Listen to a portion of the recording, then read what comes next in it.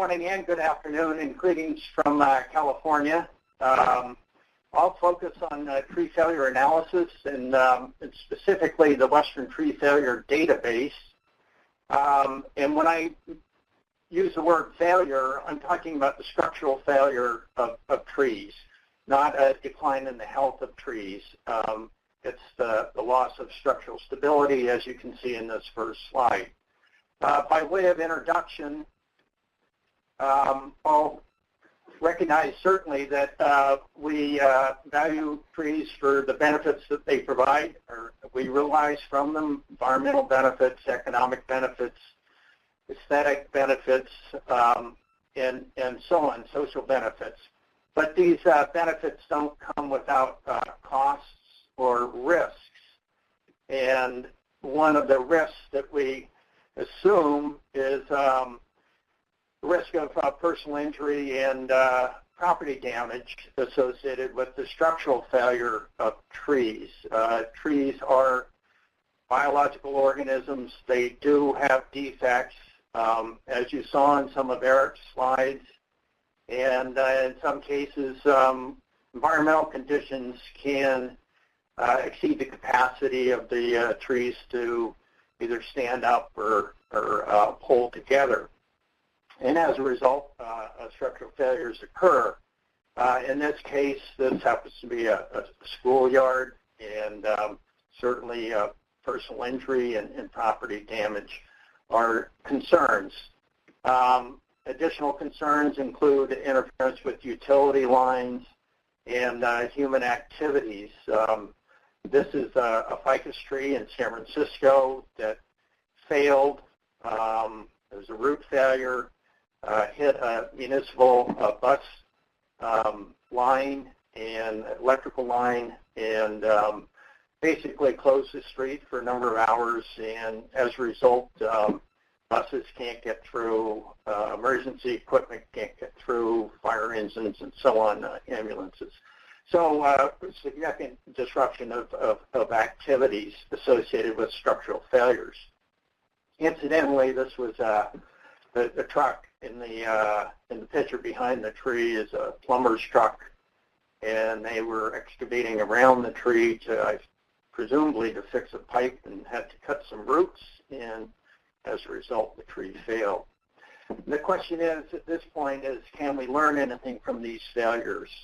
Can we look at the failure and determine perhaps the cause of the failure and use that in terms of our management of urban trees? And our answer to that question was yes, I think we can do that. And if we look at the failure carefully and collect the information, we can apply that to risk assessments and to management. And that was the initiative for the development of the California Tree Failure Report Program. This is our website, our homepage for the website, and you can see that we have a number of categories on the left here, and it was developed simply to collect information, quantitative information about failures after they occurred, using a network of cooperators throughout California and extending beyond California now. It also morphed into the International Tree Failure Database for a while. Some of you may be familiar with that and perhaps contributed to it. The International Tree Failure Database is dormant right now. Perhaps it will be brought to life again in the future. There is some activity in that regard, but right now we're focusing on the California Tree Failure Report Program, and actually this has been, the name has been changed to the Western Tree Failure Database. So we do have a database manager, Catherine Jones. You can see her name at the bottom, and she's basically the contact person for any questions or for the submittals of reports. relative to the tree failures that we collect.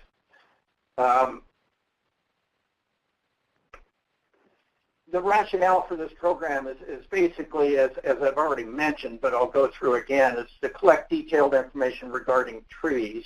If we do that, we can learn key factors that contribute to the failure. And once we know that, then we can use the information to manage trees to reduce their potential for failure. And of course, the objective of doing this is to reduce the potential for personal injury and thereby increase safety, reduce the potential for property damage, reduce interference with utilities and human activities, as I've mentioned, and reduce liabilities associated with failures. And those can be significant, especially in terms of cases where personal injuries have occurred. In San Francisco, there was a recent case where a woman was injured while sitting on a park bench, and a branch failed, and there was a settlement for $14.5 million, which is a significant amount and certainly a significant liability to the city in terms of trees and their stability and potential for personal injuries. So we need to be aware of that and do what we can to minimize it. And part of that is collecting data about trees after they failed. And we have a process with the Western Tree Failure Database where first we have cooperator training. We make sure that the people interested in reporting on failures after they've occurred, they know what the process is. They know how to fill out the form, and I'll get to that in a moment, and also how to submit data and understand the terminology associated with the form. So the process is basically we developed this tree failure database report form.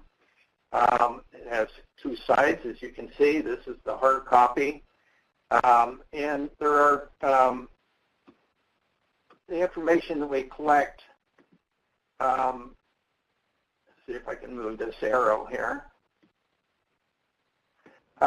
First, we're looking at general information about the tree genus and species, and this is essential information. Anything with an asterisk next to it is required information. And if you know the cultivar and so on. I'm not going to go through all the detail on this form. You can take a look at it after the webinar. But there are a number of key areas that we ask for information. And the tree failure type is key. And we have three types of failures you can see up at the top of each of these three columns. And one would be the trunk failure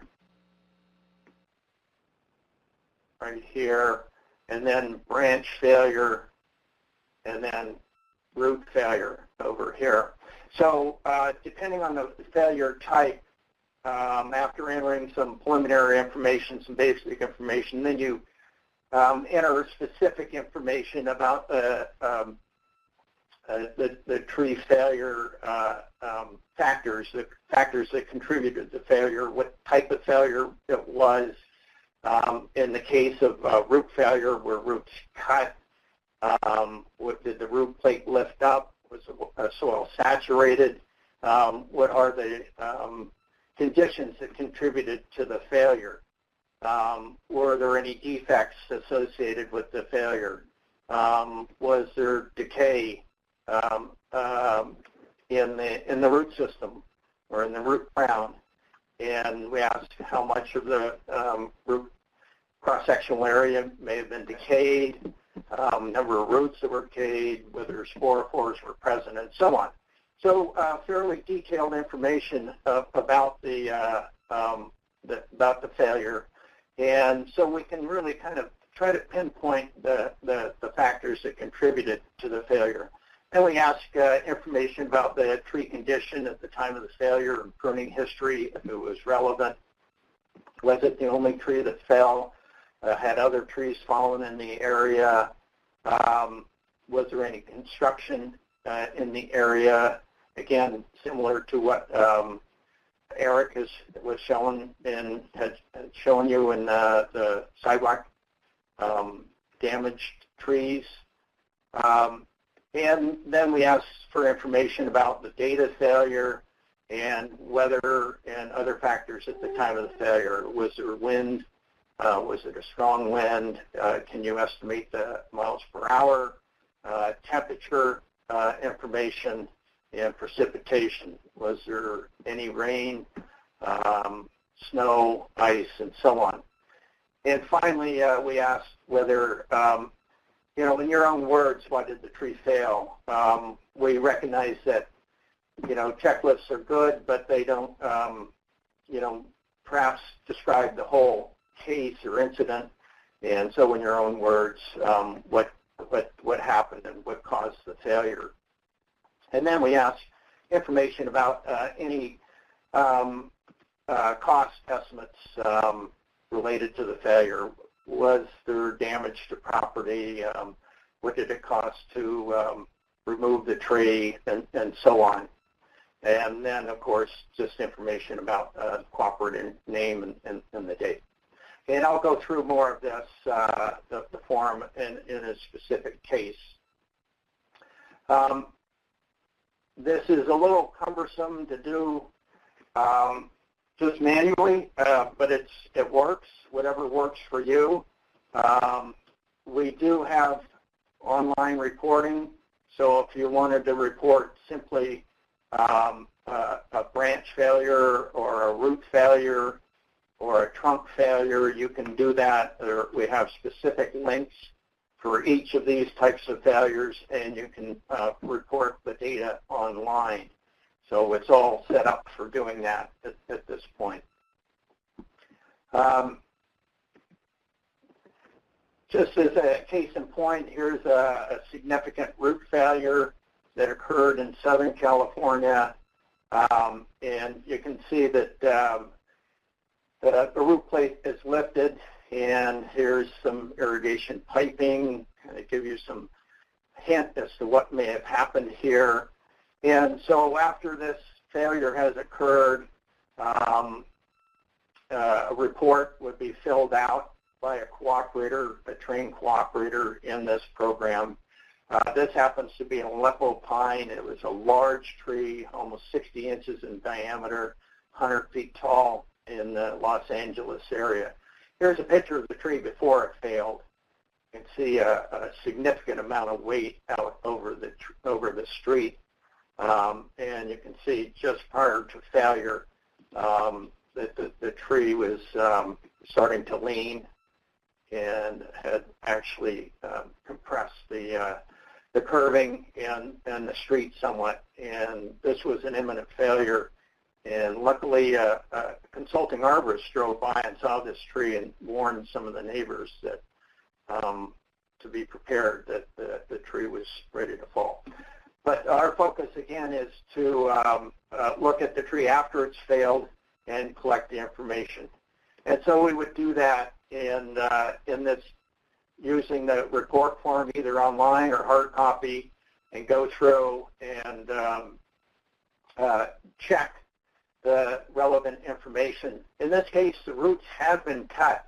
There was some construction around on the back side of the tree, away from where it was leaning and failed. And that root cutting significantly contributed to the failure of this tree. Plus, it was top heavy, a lot of weight, unbalanced weight on the tree, and that resulted in failure. But if other factors contributed to the failure, such as decay, that would be noted. In this case, there was no rain or wind that contributed to the failure.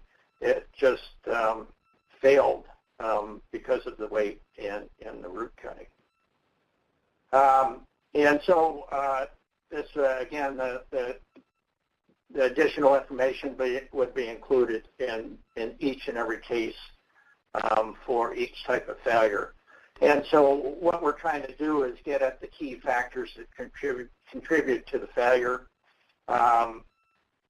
Hopefully, when you're finished with the report form or data sheet, you will have really identified that, let's say in this case, it was a root plate failure. Part of the cause was associated with very saturated soils, and certainly the tree was very top heavy. There was some wind, and all these factors combined to result in this failure on a golf course. And so similar with trunk failures, here is a case of a purple leaf plum. I won't go through all the detail because we really don't have time, but just to mention that decay was a significant contributor to the decline of this tree. It did occur during wind and rainy conditions, approximately 15 miles an hour. It was irrigated frequently. There was turf. It as a ground surface treatment, and likely that contributed to the decay. And again, complete the form and submit it. Branch failure, similar. Here's a eucalyptus branch failure that occurred in Golden Gate Park. A branch that was significantly large that failed right over a walking path. And again, when this happens, luckily nobody was injured in this case, but when it does happen, it's worth collecting the information to learn how we can minimize this from happening in the future. And here are some close-ups of the failure. Not a lot of decay in this case, which is alarming. You can see the fairly sound wood at the point of failure. But again, we would collect all the information and then put it in the database and use that in terms of management. Okay. I'll move through that. To get to the benefits of the tree failure database, we really, I'll cover three significant benefits. There are other benefits, of course, but when this failure occurs, just looking at it closely, I think we learn a lot about the stability of trees and factors that result in failure. One key benefit that we've derived from the program are species profiles. In California, we have some key species as elsewhere in the United States and abroad, and we've been able to really kind of identify the key types of failures and causes for failure in 6 of our species: valley oak, coast live oak, Monterey pine, this is Monterey cypress, blue gum, eucalyptus, and Italian stone pine. And we published these. They're available in the ISA Western Chapter publication called Western Arborist. And basically, it goes through and describes, based upon the data that we've collected from the database, describes the types of failures that we see. And by using that information, we can manage the trees more effectively. I'll go through this fairly quickly because I'm running out of time. Here's coast live oak, one of the species that we've profiled, common species. We find that 40% of the failures are root failures, 37% trunk failures, 23% branch failures. CLO is coast live oak. Most of the failures occur between October and March during our wet season, but they do occur during calm and dry conditions as well. The root failure is the most common type of failure for coast live oak, and many of those failures, 73%, are associated with decay, and many are associated with saturated soil and wind, as you might expect. Also, trunk failures. 80% of trunk failures are associated with decay. So this tells us if you're doing a risk assessment on coast live oak, you need to look at decay. Sporophores are not found associated with the majority of failures. Many of these are seasonal, and so you see them at certain times of the year, and we've been able to learn that from the database. Multiple trunks and codominant stems are key defects associated with trunk failures. I won't go into the branch failures because I've already gone over time, but again, decay contributed to 74% of branch failures. We are able to respond to questions of the database regarding tree failures, such as how many reports have been submitted for summer branch drop in valley oaks. Is there data on costs associated with failures? Yes, there is. Are there any reports of tree failures occurring during earthquakes? Very specific information. And have failures occurred of fire damaged redwoods been reported? Which I'm sure we will have some reports of that as a result of our our fires that we've had. Lastly, professional development is a great benefit associated with this program. Each year we have annual meetings that focus on topics that focus on tree failure analysis and risk assessment. In Southern California and in Northern California, we look at case studies, individual trees that have failed, plus general information about tree stability and structure. And of course, it's a nice opportunity for folks to get some continuing education units. But really, the professional development is taking a very close look at the failures after they have occurred and then reporting on those. I will mention that I focused on urban trees. There is information as well about trees in forested recreation areas, such as this more recent publication, 2017, that focuses on trees in the northern Rocky Mountains and Intermountain West. And I apologize for going over time, but I think we're ready for questions.